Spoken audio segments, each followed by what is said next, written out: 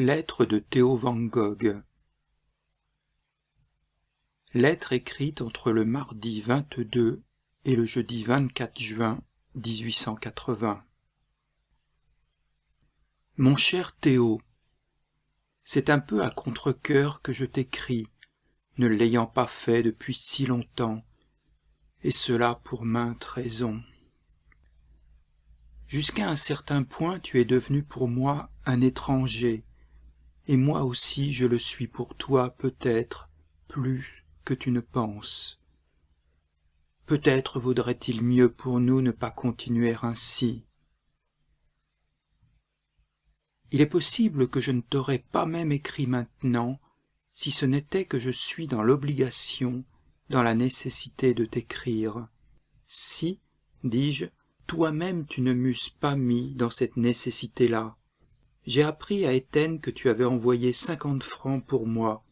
Eh bien, je les ai acceptés. Certainement à contre-cœur, certainement avec un sentiment assez mélancolique, mais je suis dans une espèce de cul-de-sac ou de gâchis. Comment faire autrement? Et c'est donc pour t'en remercier que je t'écris. Je suis, comme tu le sais peut-être, de retour dans le Borinage. Mon père me parlait de rester plutôt dans le voisinage d'Étienne. J'ai dit non, et je crois avoir agi ainsi pour le mieux. Involontairement, je suis devenu dans la famille une espèce de personnage impossible et suspect. Quoi qu'il en soit, quelqu'un qui n'a pas confiance, en quoi pourrais-je en aucune manière être utile à qui que ce soit? C'est pourquoi qu'avant tout, je suis porté à le croire, c'est avantageux et le meilleur parti à prendre et le plus raisonnable que je m'en aille et me tienne à distance convenable, que je sois comme n'étant pas. Ce qu'est la mue pour les oiseaux, le temps où ils changent de plumage, cela c'est l'adversité ou le malheur, les temps difficiles pour nous autres êtres humains. On peut rester dans ce temps de mue, on peut aussi en sortir comme renouvelé, mais toutefois cela ne se fait pas en public. C'est guère amusant, c'est pourquoi donc il s'agit de s'éclipser. Bon, soit. Maintenant, quoique cela soit quelque chose d'une difficulté plus ou moins désespérante, de regagner la confiance d'une famille tout entière, peut-être pas entièrement dépourvue de préjugés et autres qualités pareillement honorables et fashionable, toutefois je ne désespère pas tout à fait que peu à peu, lentement et sûrement, l'entente cordiale soit rétablie avec un tel ou un tel autre.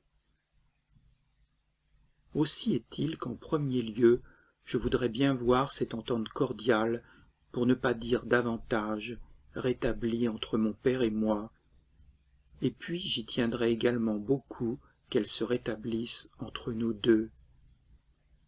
Entente cordiale vaut infiniment mieux que malentendu. Je dois maintenant t'ennuyer avec certaines choses abstraites, pourtant je voudrais bien que tu les entendes avec patience. Moi, je suis un homme à passion, capable et sujet à faire des choses plus ou moins insensées dont il m'arrive de me repentir plus ou moins. Il m'arrive bien de parler ou d'agir un peu trop vite, lorsqu'il vaudrait mieux attendre avec plus de patience. Je pense que d'autres personnes peuvent aussi quelquefois faire pareilles imprudences. Maintenant, cela étant, que faut-il faire? Doit-on se considérer comme un homme dangereux et incapable de quoi que ce soit? Je ne le pense pas. Mais il s'agit de tâcher par tout bon moyen de tirer de ses passions mêmes un bon parti. Par exemple, pour nommer une passion, entre autres, j'ai une passion plus ou moins irrésistible pour les livres, et j'ai besoin de m'instruire continuellement, d'étudier si vous voulez, tout juste comme j'ai besoin de manger mon pain. Toi, tu pourras comprendre cela. Lorsque j'étais dans un autre entourage de tableaux et de choses d'art, tu sais bien que j'ai alors pris pour cet entourage-là une violente passion qui allait jusqu'à l'enthousiasme, et je ne m'en repens pas. Et maintenant encore, loin du pays, j'ai souvent le mal du pays pour le pays des tableaux. Tu te rappelles peut-être bien que j'ai bien su, et il se peut bien que je le sache encore, ce que c'était que Rembrandt, ou ce que c'était que Millet, ou Jules Dupré, ou Delacroix, ou Milas, ou Maris. Bon, maintenant je n'ai plus cet entourage-là. Pourtant ce quelque chose qui s'appelle âme, on prétend que cela ne meurt jamais, et que cela vit toujours et cherche toujours et toujours et toujours encore. Au lieu de succomber au mal du pays, je me suis dit, le pays où la patrie est partout.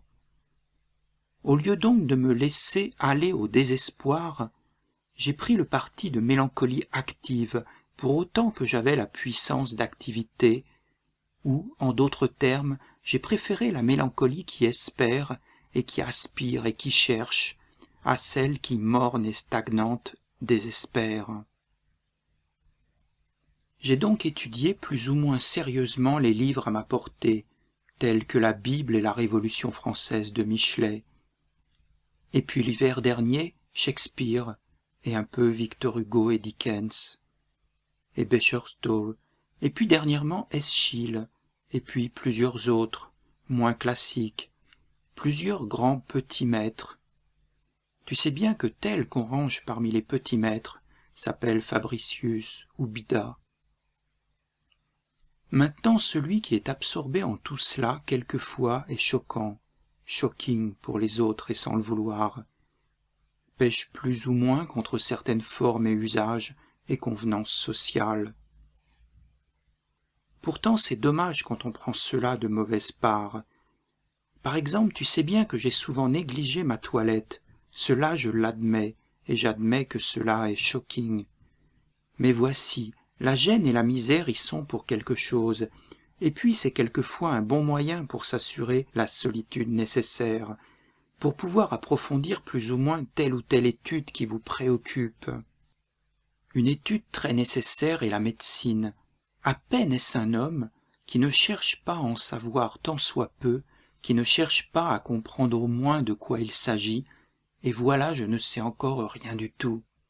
Mais tout cela absorbe, tout cela préoccupe, mais tout cela vous donne à rêver, à songer, à penser. Voilà maintenant que déjà depuis 5 ans peut-être, je ne le sais pas au juste, je suis plus ou moins sans place, errant çà et là. Vous dites maintenant depuis telle et telle époque tu as baissé, tu t'es éteint, tu n'as rien fait. Cela est-il tout à fait vrai? Il est vrai que j'ai tantôt gagné ma croûte de pain, tantôt tel ami me l'a donnée par grâce, j'ai vécu comme j'ai pu, tant bien que mal, comme cela allait. Il est vrai que j'ai perdu la confiance de plusieurs, il est vrai que mes affaires pécuniaires sont dans un triste état, il est vrai que l'avenir est pas mal sombre, il est vrai que j'aurais pu mieux faire, il est vrai que tout juste pour gagner mon pain j'ai perdu du temps, il est vrai que mes études sont elles-mêmes dans un état assez triste et désespérant, et qu'il me manque plus, infiniment plus que je n'ai. Mais cela s'appelle-t-il baisser, et cela s'appelle-t-il ne rien faire? Tu diras peut-être, mais pourquoi n'as-tu pas continué comme on aurait voulu que tu eusses continué, par le chemin de l'université? Je ne répondrai rien là-dessus que ceci. Cela coûte trop cher, et puis cet avenir-là n'était pas mieux que celui d'à présent sur le chemin où je suis. Mais dans le chemin où je suis, je dois continuer. Si je ne fais rien, si je n'étudie pas, si je ne cherche plus, alors je suis perdu, alors malheur à moi. Voilà comme j'envisage la chose, continuer, continuer, voilà ce qui est nécessaire. Mais quel est ton but définitif, diras-tu? Ce but devient plus défini, se dessinera lentement et sûrement comme le croquis devient esquisse et l'esquisse tableau, au fur et à mesure qu'on travaille plus sérieusement, qu'on creuse davantage l'idée d'abord vague, la première pensée fugitive et passagère, à moins qu'elle devienne fixe. Tu dois savoir qu'avec les évangélistes, cela est comme avec les artistes. Il y a une vieille école académique souvent exécrable, tyrannique, l'abomination de la désolation, enfin. Des hommes ayant comme une cuirasse, une armure d'acier de préjugés et de conventions. Ceux-là, quand ils sont à la tête des affaires, disposent des places, et par système de circonlocution cherchent à maintenir leurs protégés et à en exclure l'homme naturel. Leur Dieu, c'est comme le Dieu de l'ivrogne Falstaff de Shakespeare, le dedans d'une église, the inside of a church. En vérité, certains messieurs évangélistes se trouvent par étranges rencontres. Peut-être seraient-ils eux-mêmes, s'ils étaient capables d'émotions humaines, un peu surpris de s'y trouver, plantés au même point de vue que l'ivrogne type en fait de choses spirituelles. Mais il est peu à craindre que jamais leur aveuglement se change en clairvoyance là-dessus. Cet état de choses a son mauvais côté pour celui qui n'est pas d'accord avec tout cela, et qui de toute son âme et de tout son cœur, et avec toute l'indignation dont il est capable, proteste là contre. Pour moi, je respecte les académiciens qui ne sont pas comme ces académiciens-là, mais les respectables sont plus clairsemés qu'on ne croirait à première vue. Maintenant, une des causes pourquoi maintenant je suis hors de place, pourquoi pendant des années j'ai été hors de place, cela est tout bonnement parce que j'ai d'autres idées que ces messieurs qui donnent les places aux sujets qui pensent comme eux. C'est pas une simple question de toilette, comme on me l'a hypocritement reproché.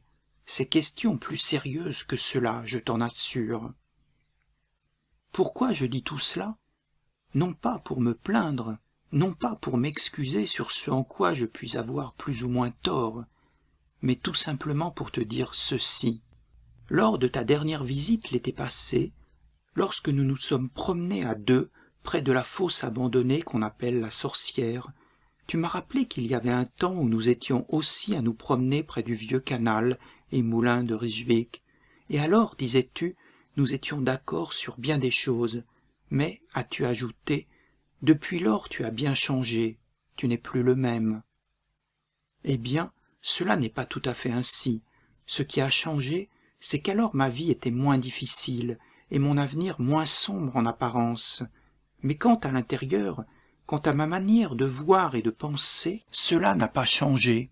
Seulement si en effet il y aurait changement, c'est que maintenant je pense et je crois, et j'aime plus sérieusement, ce qu'alors aussi déjà je pensais, je croyais et j'aimais.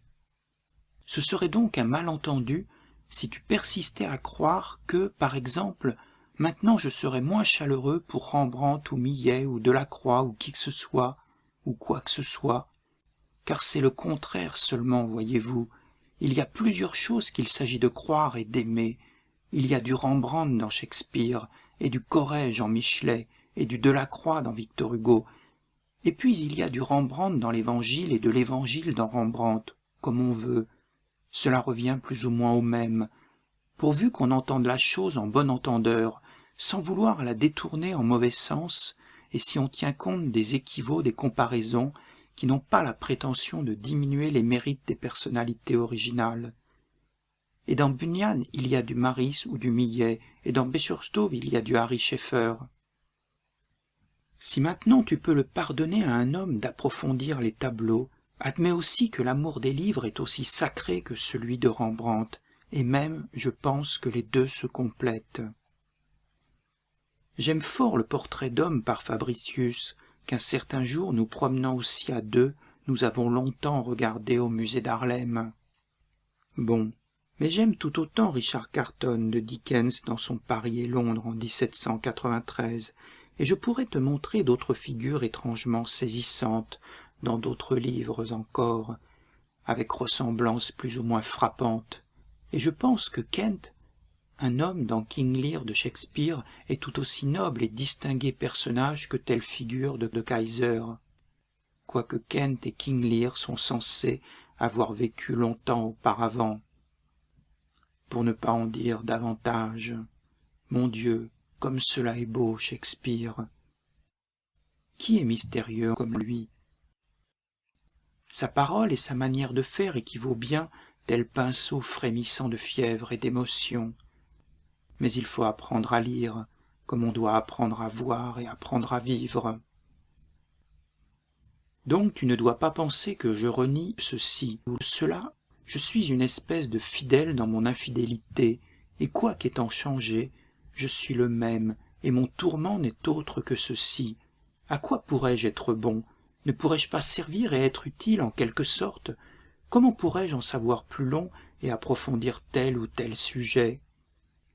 Vois-tu, cela me tourmente continuellement, et puis on se sent prisonnier dans la gêne, exclu de participer à telle ou telle œuvre, et telle chose nécessaire sont hors de la portée.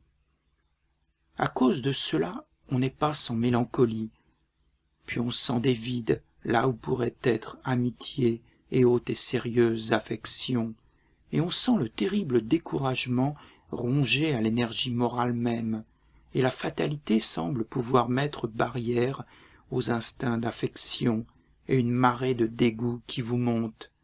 Et puis on dit « Jusqu'à quand, mon Dieu ?» Ben, que veux-tu, ce qui se passe en dedans, cela paraît-il en dehors.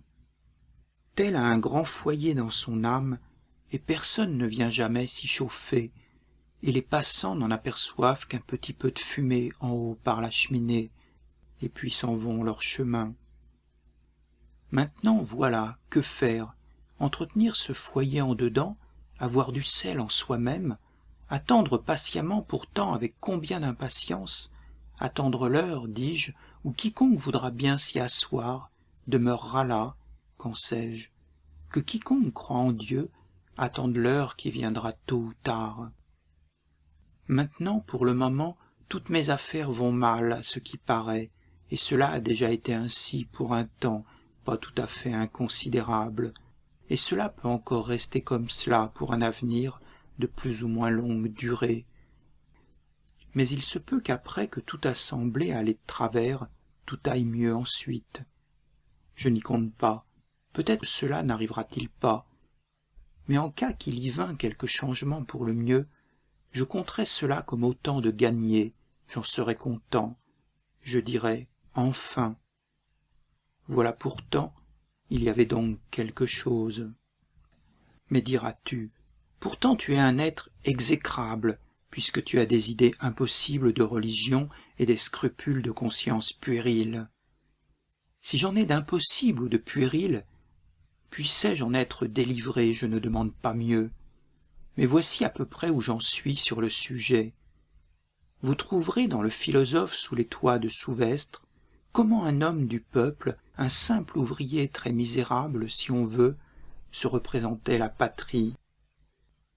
Tu n'as peut-être jamais pensé à ce que c'est que la patrie, reprit-il en me posant une main sur l'épaule. C'est tout ce qui t'entoure, tout ce qui t'a élevé et nourri, tout ce que tu as aimé, cette campagne que tu vois, ces maisons, ces arbres, ces jeunes filles qui passent là en riant, c'est la patrie. Les lois qui te protègent, le pain qui paie ton travail, les paroles que tu échanges, la joie et la tristesse qui te viennent des hommes et des choses parmi lesquels tu vis, c'est la patrie. La petite chambre où tu as autrefois vu ta mère, les souvenirs et la reconnaissance, réunis tout ça sous un seul nom, et ce nom sera la patrie.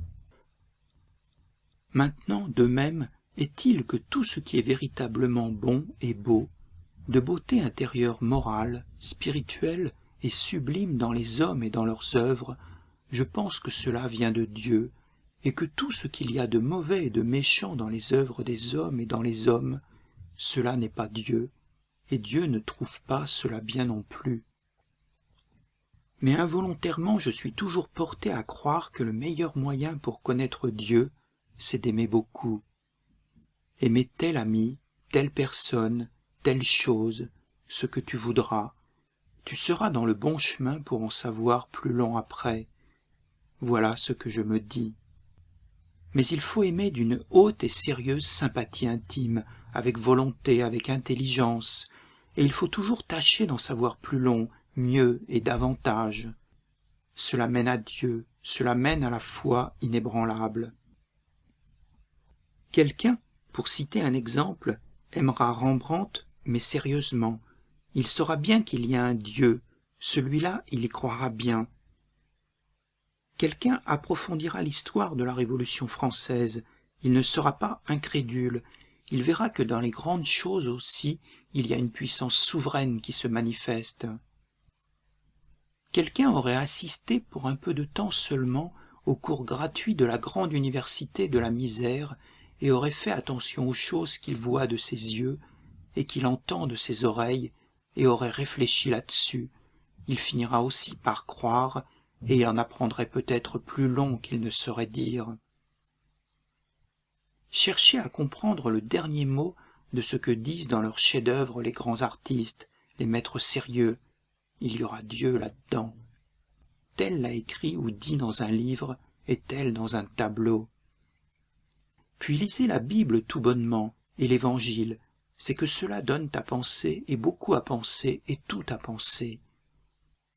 Eh bien, pensez ce beaucoup, pensez ce tout, cela relève la pensée au-dessus du niveau ordinaire, malgré vous. Puisque l'on sait lire, qu'on lise donc. Maintenant, après, par moments, on pourrait bien être un peu abstrait, un peu rêveur.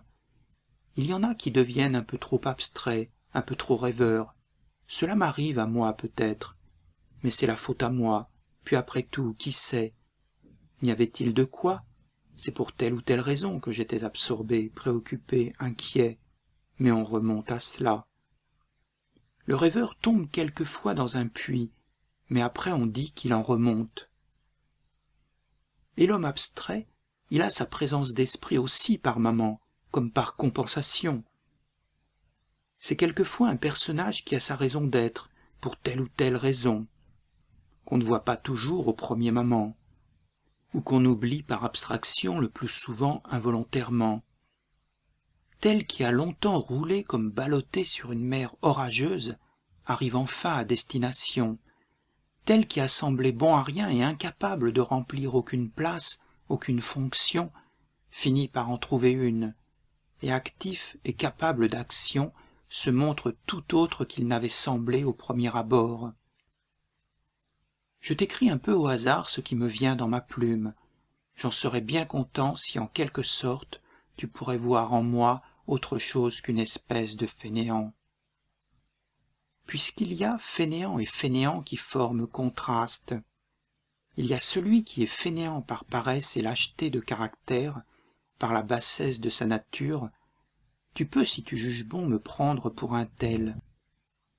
Puis il y a l'autre fainéant, le fainéant bien malgré lui, qui est rongé intérieurement par un grand désir d'action, qui ne fait rien parce qu'il est dans l'impossibilité de rien faire, puisqu'il est comme en prison dans quelque chose, parce qu'il n'a pas ce qu'il lui faudrait pour être productif, parce que la fatalité des circonstances le réduit à ce point.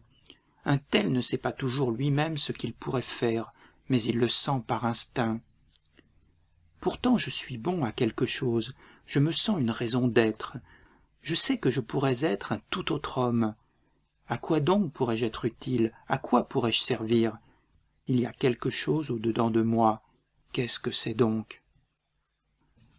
Cela est un tout autre fainéant. Tu peux, si tu en juges bien, me prendre pour un tel. Un oiseau en cage au printemps, c'est fortement bien qu'il a quelque chose à quoi il serait bon. Il sent fortement bien qu'il y a quelque chose à faire, mais il ne peut le faire. Qu'est-ce que c'est? Il ne se le rappelle pas bien. Puis il a des idées vagues et se dit « Les autres font leur nid et font leurs petits et élèvent la couvée. » Puis il se cogne le crâne contre les barreaux de la cage, et puis la cage reste là, et l'oiseau est fou de douleur. « Voilà un fainéant, dit un autre oiseau qui passe. Celui-là est une espèce de rentier. » Pourtant le prisonnier vit et ne meurt pas. Rien ne paraît en dehors de ce qui se passe en dedans. Il se porte bien.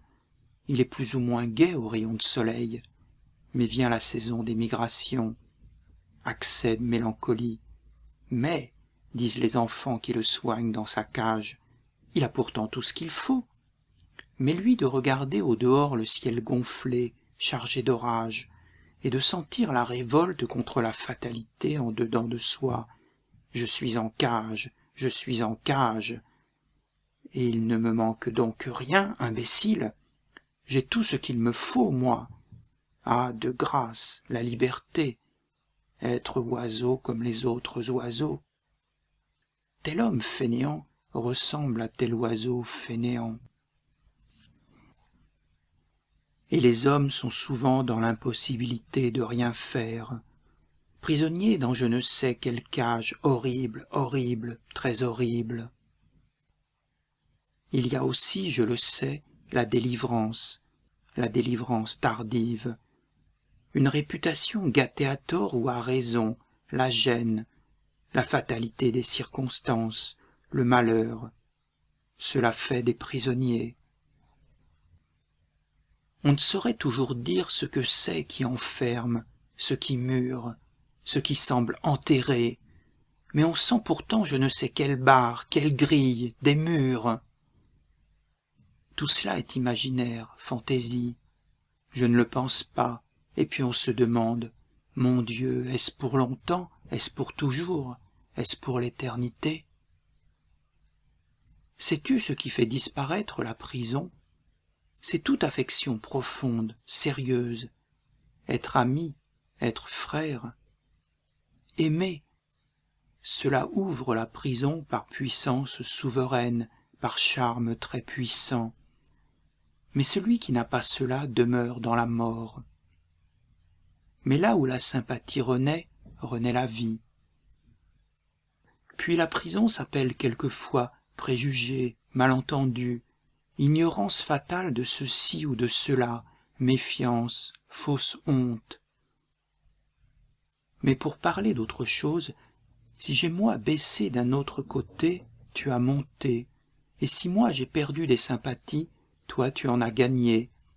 Voilà ce dont je suis content, je le dis en vérité, et cela me réjouira toujours. Si tu étais peu sérieux et peu profond, je pourrais craindre cela ne durera pas. Mais puisque je pense que tu es très sérieux et très profond, je me sens porté à croire que cela durera. Seulement, s'il te devenait possible de voir en moi autre chose qu'un fainéant de la mauvaise espèce, j'en serais bien aise. Puis, si jamais je pourrais faire quelque chose pour toi, t'être utile en quelque chose, sache que je suis à ta disposition. Si j'ai accepté ce que tu m'as donné, tu pourrais de même, en cas que de manière ou d'autre je pourrais te rendre service, me le demander. J'en serais content et je le considérerais comme une marque de confiance. Nous sommes assez éloignés l'un de l'autre, et nous pouvons avoir à certains égards des manières de voir différentes. Mais néanmoins, telle heure, un tel jour, l'un pourrait rendre service à l'autre. Pour aujourd'hui, je te serre la main en te remerciant encore de la bonté que tu as eue pour moi. Si maintenant, plus tôt ou plus tard, tu voudrais m'écrire, mon adresse est chez Decruc, rue du Pavillon 8, à Cuem, près de Mons. Et sache qu'en écrivant, tu me feras du bien. Bien à toi, Vincent.